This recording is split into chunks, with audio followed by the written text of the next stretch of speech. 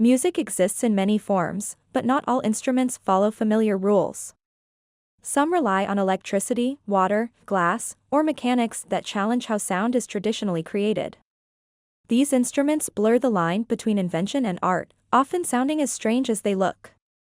While many remain obscure, each one expands our understanding of what music can be.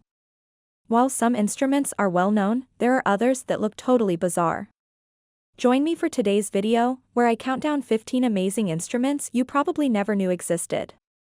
Number 15. The theremin. The theremin is one of the strangest, but most recognizable musical instruments in the world that you probably never heard of and never knew what it was called. The instrument is played without physical contact, producing an eerie, wavering tone that's become synonymous with science fiction and the supernatural.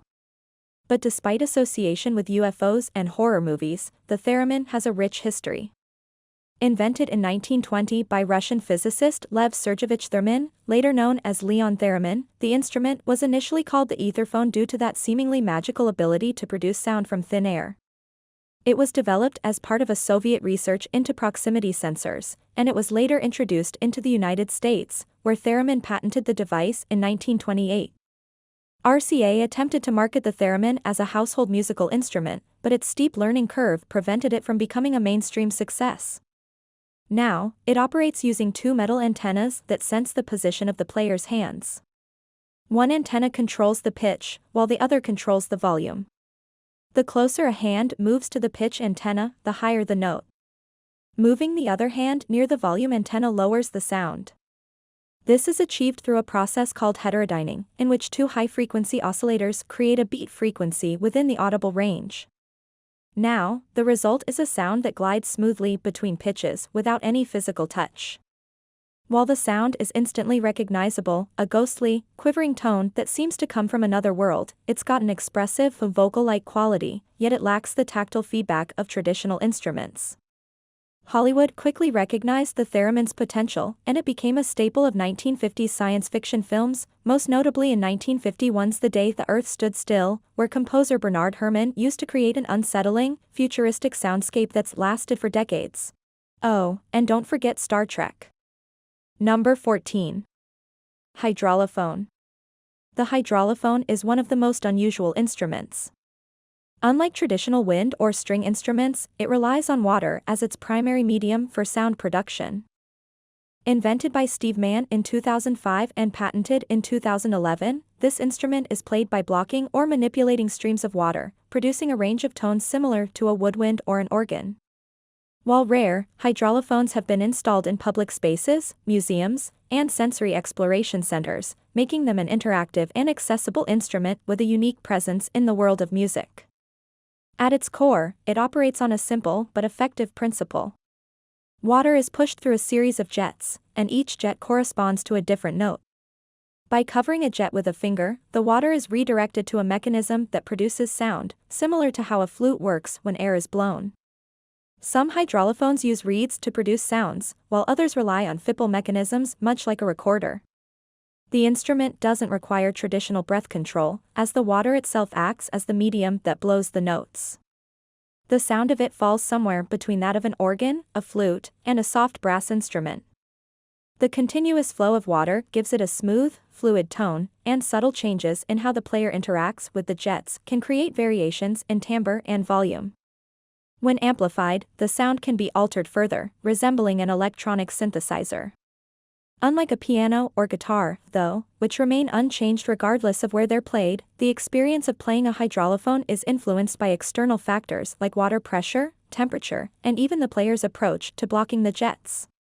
This makes each performance slightly different, adding an element of unpredictability. And in public installations, the instrument becomes part of the environment, turning music into an interactive, albeit wet, experience. Number 13. The wheel harp. The wheel harp is a musical instrument that produces the sound of a bowed string orchestra with the press of a key. It's an invention that blends the mechanisms of a hurdy-gurdy with the structure of a keyboard, allowing a single musician to create sustained, expressive tones similar to those of a violin or cello. Developed by John Jones in the early 2000s and later refined in partnership with Antiquity Music, the wheel harp was introduced to the public in 2013. It is a rare and unusual instrument, but it's appreciated by those seeking an alternative to traditional bowed strings. Now, at its core, the wheel harp operates on a system of strings and a continuously rotating wheel. When a key is pressed, the mechanism moves the corresponding string towards the wheel, which is coated in rosin. The friction between the string and the spinning wheel produces a bowed effect, much like a violinist drawing a bow across a string. In terms of sound, it produces a rich, sustained tone reminiscent of a full string section, but unlike a traditional keyboard where notes are struck and decay naturally, the wheel harp allows for continuous bowing, giving it a uniquely organic and flowing quality. By adjusting wheel speed and finger pressure, a player can achieve expressive swells, vibrato-like effects, and smooth legato phrasing. The instrument's closest sonic relatives are the hurdy-gurdy, the nickel harpa, and the bowed psaltery, but its orchestral depth is what sets it apart. It's also available in different configurations, with options for 37, 49, or 61 strings, spanning 3 to 5 octaves. An onboard electromagnetic pickup system and an optional microphone pickup allow the sound to be amplified and modified electronically, and it requires AC power to operate, which makes it a modern take on historical mechanical music devices. Number 12. The melodica. The melodica is a small, unassuming instrument that's made its way into the music scenes around the world, and though it's often mistaken for a toy, it is a fully functional musical instrument with a distinct sound that's been used in a wide range of genres, from classical compositions to reggae, jazz, and even funk. Despite the simple design, the melodica has proven itself as a versatile tool for musicians who want a portable and unique-sounding instrument. The melodica is a free-reed instrument, meaning it produces sound when air passes over reeds inside its body. It's played by blowing air through a mouthpiece while pressing keys on a small keyboard, which controls the flow of air to different reeds. Players can control the volume and dynamics by adjusting their breath pressure, creating a range of expressive possibilities. Some models even include built-in microphones or external amplification options for live performances and recordings. But the modern melodica was first developed in the late 1950s by the German instrument manufacturer Hohner, but similar instruments had existed in Italy as early as the 19th century. However, it wasn't long before professional musicians started recognizing the potential beyond a classroom. One of the first composers to use the melodica seriously was Steve Reich, whose 1966-piece melodica explored its potential in minimalist music. Brazilian musician Hermeto Pascoal later developed a technique where he sang while playing the melodica, expanding its range of expression. However, it was in the 1970s reggae and dub scenes that the melodica truly found a home. Jamaican musician Augusto Pablo made it a signature part of his sound, using it to create haunting, reverb-soaked melodies that floated over the deep bass lines and echoing rhythms of dub reggae. His son, Addis Pablo, has continued on this tradition, keeping the instrument alive in modern reggae music. Number 11. The glass harmonica. The glass harmonica is an instrument that exists at the edges of history, science, and music. It was invented in 1761 by Benjamin Franklin, and it produces sound through friction, with glass bowls rotating on a spindle and touched by moistened fingers. Its name, derived from the Italian armonia, meaning harmony, reflects the ethereal tones which seem to float in the air rather than emerge from a distinct source. Franklin's design improved upon musical glasses, that's a practice of playing water-filled goblets by rubbing their rims. By mounting tuned glass bowls on a horizontal rod and then spinning them with a foot pedal, he eliminated the need for constant repositioning. Each bowl was color-coded by pitch, allowing players to perform complex melodies with greater ease than balancing individual glasses. The instrument required no tuning once assembled, and Franklin himself praised the ability to produce sounds of incomparable sweetness. The instrument's frequency range between 1 and 4 kHz confuses our human brain and ability to localize sound, making it feel as though it emanates from nowhere and everywhere all at once. In 18th century Vienna, some believed it overstimulated the nerves, causing melancholy and depression. Whether these claims had any basis in reality or were a product of cultural anxieties remains unclear, but they did add to the instrument's mystique. Despite the haunting beauty, the instrument did never really gain a permanent place in orchestras. Its sound, while mesmerizing, lacked the volume needed to compete with strings and brass. The bowls, though durable under careful care, were fragile and expensive to replace. An original Franklin harmonica at the Franklin Institute in Philadelphia suffered a fate common to many. Its glass bowls were shattered by children wielding spoons. Modern versions use reinforced glass, but the risk of breakage still remains. Number 10. The nyckelharpa. The nyckelharpa is a bowed, keyed string instrument with origins deeply rooted in Sweden, but with ties to medieval Europe. Its name, translating roughly to keyed fiddle in Swedish, describes a mechanism that sets it apart from other instruments. A system of wooden keys that act as frets, changing the pitch of the strings as they're pressed. While it bears a resemblance to the violin, the nyckelharpa introduces an added layer of complexity with mechanics, sympathetic strings, and historical evolution. The precise origins of the nyckelharpa remain uncertain, but its development appears linked to the spread of both bowed string instruments and the hurdy-gurdy across Europe during the Middle Ages.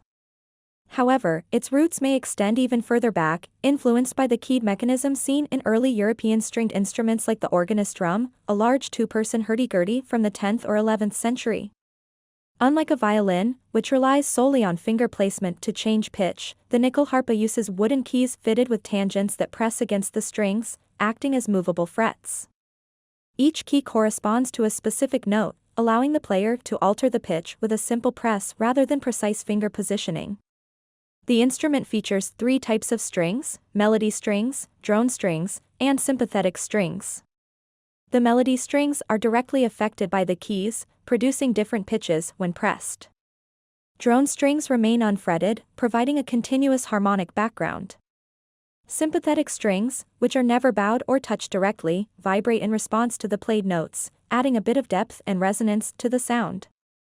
It produces a rich, resonant sound with a slightly buzzing undertone due to the interaction of its sympathetic strings.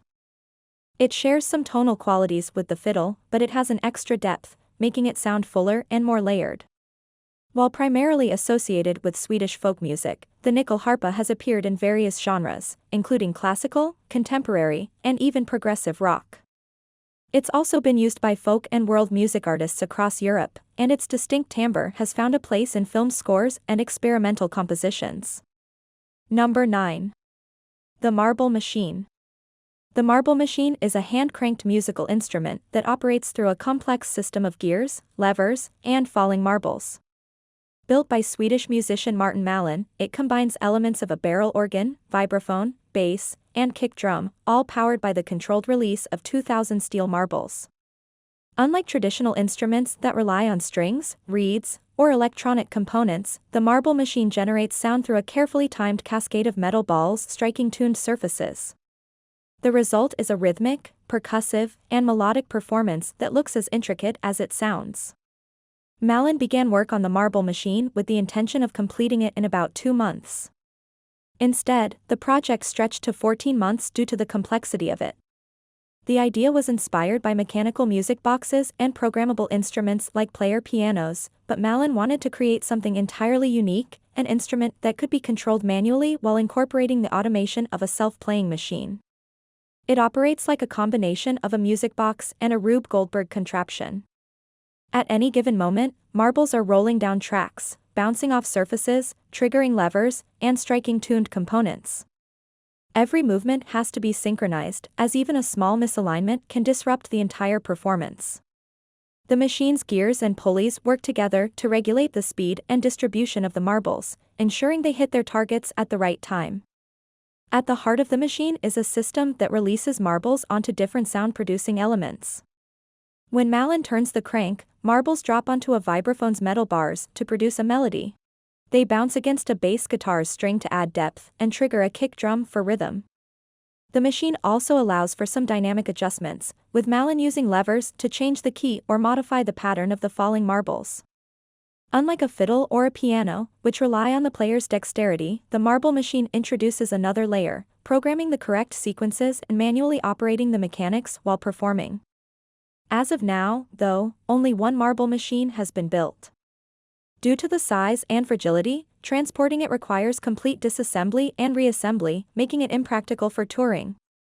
His ongoing project, the Marble Machine X, aims to address the original design's weaknesses while also maintaining its unique musical qualities. Number 8. The shakuhachi. The shakuhachi is a bamboo flute with a deep spiritual history that stretches back over 1,000 years. Although it appears to be a simple instrument, it's steeped in tradition and culture. Its distinctive look, long and slightly curved with no keys, hides the complexity of both its sound and its use in Japan.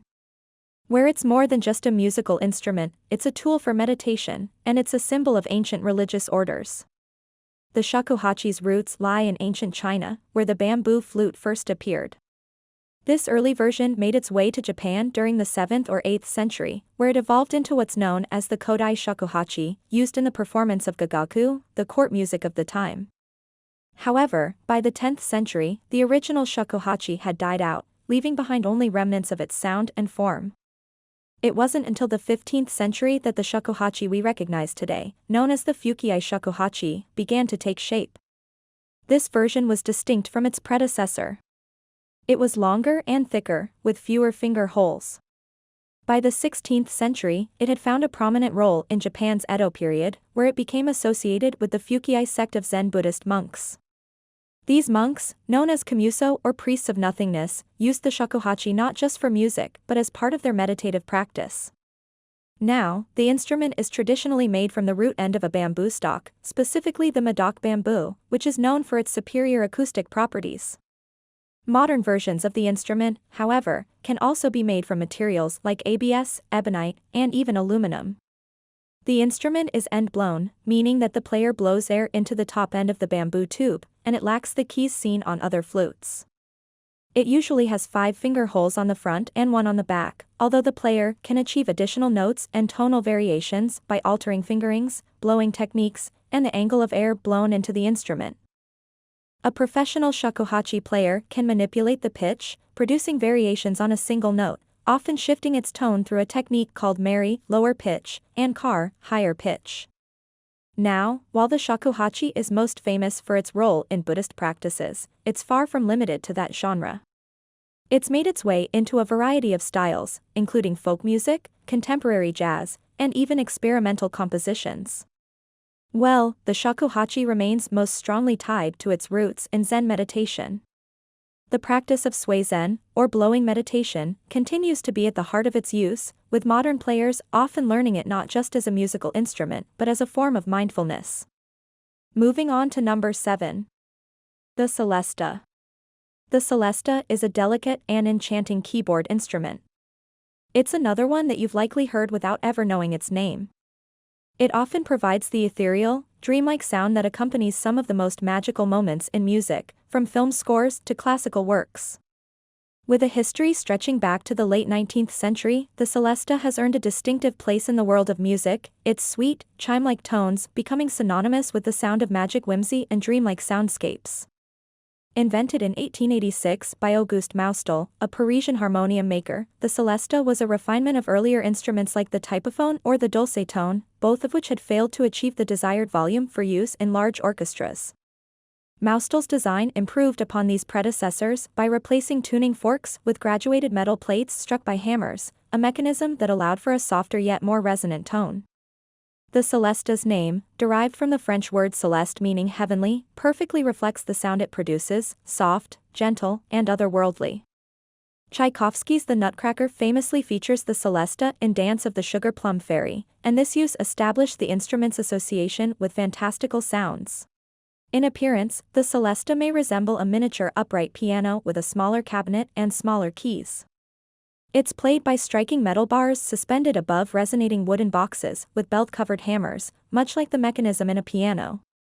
The keys are connected to these hammers, and when a key is pressed, a hammer strikes the corresponding metal bar, producing a clear bell-like sound.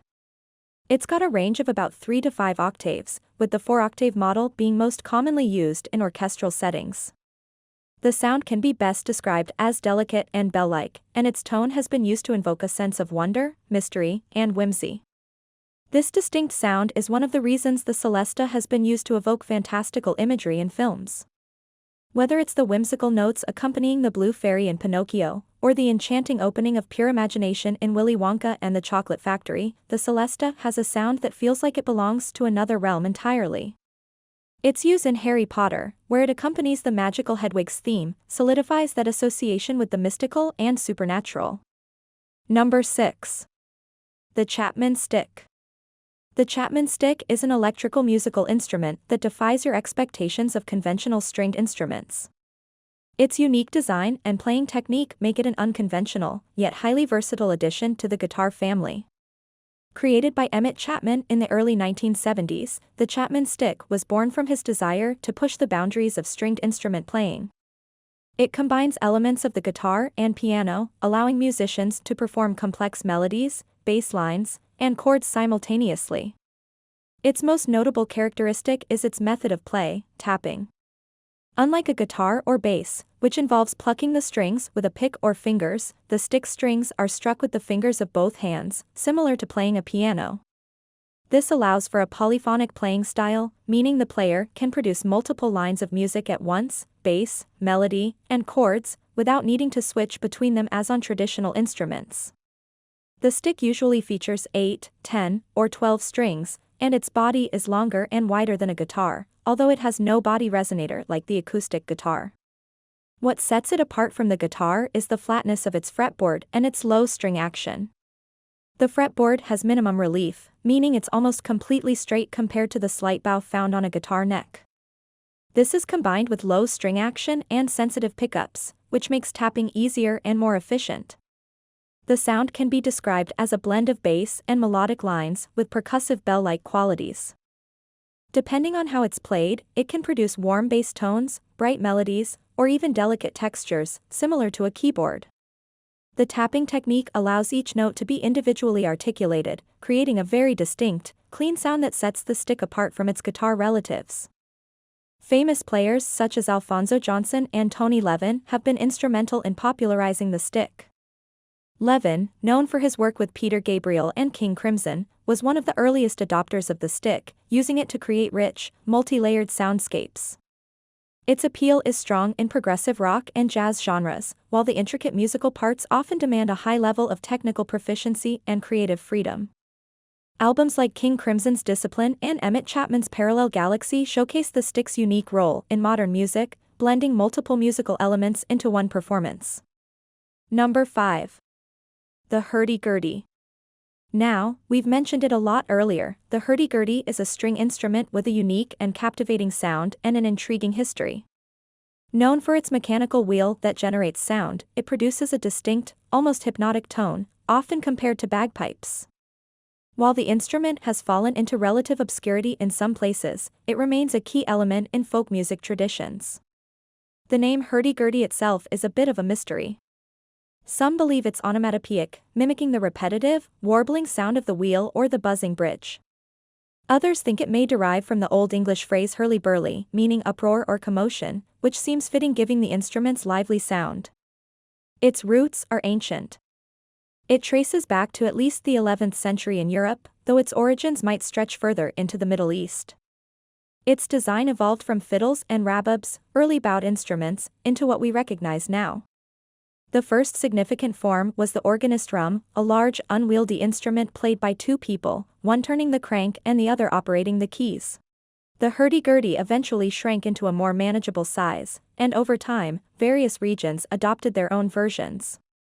In France, it became known as the velouro, while the Spanish referred to it as the zarfona. Each region added its own flair, contributing to the wide range of regional variants. At its core, the hurdy-gurdy uses a hand crank to turn a wheel that rubs against strings, similar to how a violin's bow interacts with its strings. The wheel acts like a mechanical bow, producing a smooth, continuous sound when it strings. The player then manipulates a set of keys, each connected to a small wooden wedge called tangents, which press against the strings. These tangents adjust the pitch by changing the vibration length of the strings and allowing for the melody to be played. The sound of it is often described as eerie and resonant, a blend of droning bagpipes and the clear notes of a violin. The continuous drone from the accompanying strings adds a hypnotic backdrop, while the melody played by the keys can range from haunting to lively. That buzzing bridge adds a distinctive rhythm to enhancing the percussive nature of the instrument. And while the hurdy-gurdy isn't a common sight in today's mainstream music, it does have a strong presence in folk traditions across Europe. In terms of modern appearances, the hurdy-gurdy has popped up in some well-known songs and films, including an old-world charm to contemporary works. For example, the hurdy-gurdy features in the soundtrack of The Green Knight, giving it a mystical medieval feel.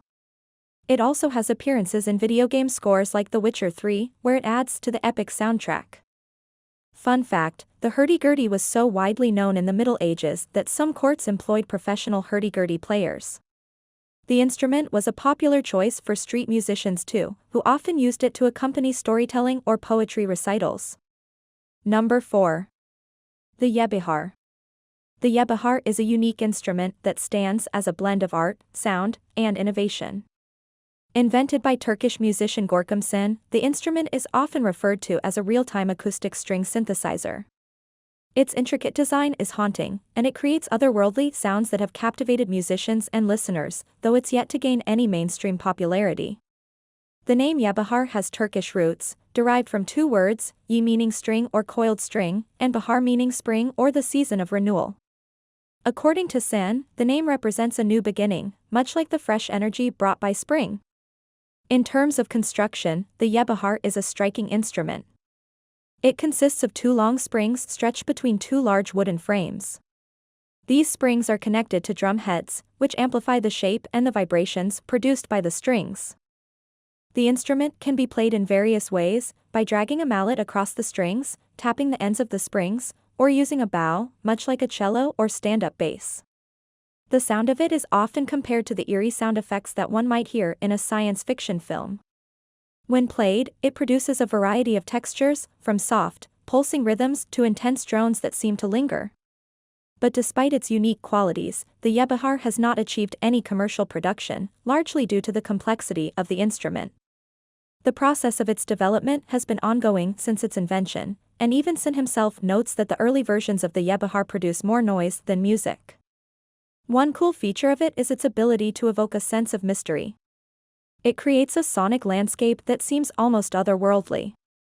Some of its most notable uses have been in ambient and experimental genres, where its ability to craft atmosphere is highly valued. Görkem Sin himself has expressed his affection for playing classical pieces like Erik Satie's No. 1 on the yebihar, showcasing the instrument's versatility. By using a bow on the springs rather than playing on the piano, he creates a sound that's familiar yet entirely new.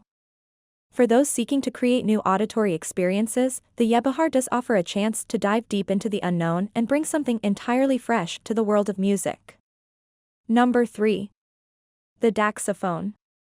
The daxophone is one of the most unusual in modern experimental music. Invented by Hans Reichel, a German improvisational guitarist and luthier, the daxophone is an electric, friction-based instrument that belongs to the category of friction idiophones. Now, while it may share the phone suffix with the saxophone, the two instruments are worlds apart. The name daxophone comes from the German word dax meaning badger, reflecting the animal-like sounds that the instrument can generate. Reichel altered it to dax to echo the name of Adolphe Sax, the creator of the saxophone, hinting at its hybrid nature and unusual tones. Its history begins in the 1980s when Reichel first began experimenting with the instrument. It made its debut in the 1987 release of Reichel's album The Dawn of Daxman, and since then, it has garnered attention for its innovative design and its ability to create strange, voice-like sounds. Structurally, the daxophone consists of a wooden tongue, about 13 inches long, 1.2 inches wide, and 1/4 inch thick. This tongue is fixed to a wooden block, often mounted on a tripod or clamped to a tabletop. The wooden block holds one or more contact microphones that amplify the sound. The tongue is typically made from various types of wood, and the shape of the tongue plays a major role in determining the sound. Denser woods like ebony create mellower sounds, while lighter woods produce brighter tones. The tongue itself is carved with a saw, and the shape can vary, offering different tonal possibilities. The soundboard of the daxophone is a snakewood surface, which is laid on top of the wooden block, with the microphones affixed beneath. The player manipulates the instrument by bowing the free end of the tongue, usually with a double bass bow. It can also be plucked or struck, much like a ruler snapped on the edge of a table. The timbre of a daxophone can be modified by adjusting where it's bowed and how the tongue is stopped with the dax, a curved piece of wood that changes the pitch of the instrument. Playing it is an exercise in manipulation and exploration. Its distinct sounds come from the interaction between the tongue, the dax, and the method used to elicit the vibrations. However, it's the unfretted side of the daxophone that's more commonly used in compositions, as it allows for greater flexibility and a more tonal sound. Its unusual and expressive sounds have found a place in film and music, despite its niche status. It was used as a prominent instrument in the 2022 horror film Smile, where its unsettling tones were featured in the film's score. More recently, the 2024 supernatural mystery film The Watchers incorporated daxophones into nearly every track of its score.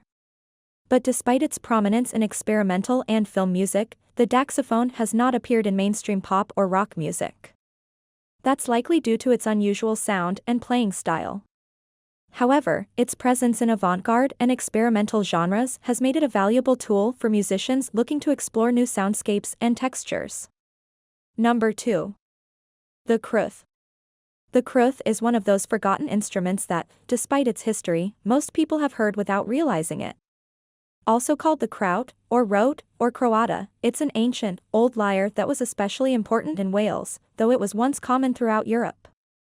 The instrument, which dates back as early as the 6th century, offers a fascinating glimpse into the early development of stringed instruments. The crwth's history traces back to the British Isles, with references to it appearing as early as 609 AD. The name crwth comes from the Welsh, where it originally referred to a stringed instrument, and the word has evolved over time into various forms across different languages. In medieval Latin, it was known as the croata, or crota, and in Ireland it was sometimes called the cruet, which also referred to certain types of small ships. But over time it became associated with the British Isles, and especially Wales, where it held prominence alongside other instruments like the harp. The crwth features 6 gut strings, usually tuned to a specific pitch, and is played with a bow, similar to a violin. The instrument's body is constructed from a box with a flat fretless fingerboard. The sound it produces is somewhat softer and rougher than a violin, with a tone that blends well with other traditional instruments like the harp and hornpipe. Its tone is unique, rich, full, and capable of creating harmony with all 6 strings played simultaneously. One of its defining features is the fixed-pitch drones, where 2 of the strings are plucked by the player's left thumb while the other strings are bowed. This instrument's bridge is unconventional, too, with one leg passing through a sound hole and resting on the back of the instrument. This design likely helps distribute the tension of the strings, making the crwth sound distinct from other stringed instruments. Now, the crwth has not been entirely lost to history. While it's no longer commonly played, modern reconstructions of the instrument have been made, and a handful of musicians are reviving its sound. Kees Burig, a leading modern player, released a CD of crwth music in 2004, contributing to the instrument's resurgence. Now, in terms of its sound, it's soft yet powerful, with the ability to evoke a range of emotions. The crwth was traditionally a companion to the harp, with both instruments forming the backbone of Welsh music. Its association with the aristocracy and the elaborate system of crwth playing masterfully further cemented its place in Welsh culture. Though no longer central to popular music, the crwth remains an essential part of the cultural fabric of Wales. Through modern efforts to revive it, the crwth continues to connect contemporary audiences with the sounds of the past, offering a unique perspective on how music, culture, and history intertwine. Number 1. The sousaphone. The sousaphone, often referred to as the singing Tesla coil, is an unconventional and electrifying musical instrument that combines high-voltage electricity with the principles of sound production. While the name might not be widely recognized, its sound has resonated in a variety of contexts, offering a blend of unique technology and creativity. The sousaphone's history, functionality, and cultural impact reveal a fascinating tale of musical innovation. The roots of it lie in the invention of the Tesla coil by Nikola Tesla in 1891, a device that originally was designed to generate high-voltage electrical discharges. It wasn't until the early 2000s that engineers began experimenting with modifying the Tesla coil to produce musical notes. The breakthrough came in 2007, when Joe DePrima and Oliver Greaves demonstrated a Tesla coil that could produce recognizable music through electrical arcs at a Dorkbot event in Austin, Texas. This event marked the first public performance of the singing Tesla coil, which would later become widely known as the sousaphone. The name itself was coined by Steve Ward, an electrical engineering student, at a science fiction convention in 2007, combining the word sousaphone, a brass instrument, with the name of Zeus, the Greek god of lightning. At its core, the sousaphone is a modified Tesla coil designed to generate musical sounds through electrical arcs. However, when modified for a musical purpose, the Tesla coil's electrical output is modulated to produce that sound. A microcontroller then interprets musical data, typically in MIDI format, and translates it into a pulse-width modulation signal. These arcs, which travel through the air, create a square wave sound similar to that of an analog synthesizer. While the sound lacks the smooth, continuous quality of traditional instruments, it has an intense and raw energy owing to the electrical nature of the sound production.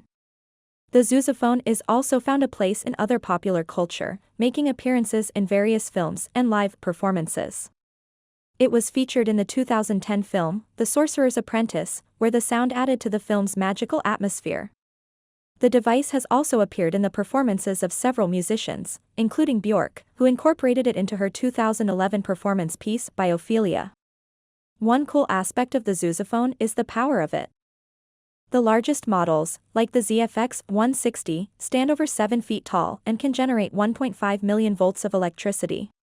While despite the intimidating power it has, it's become a niche item for music and science enthusiasts.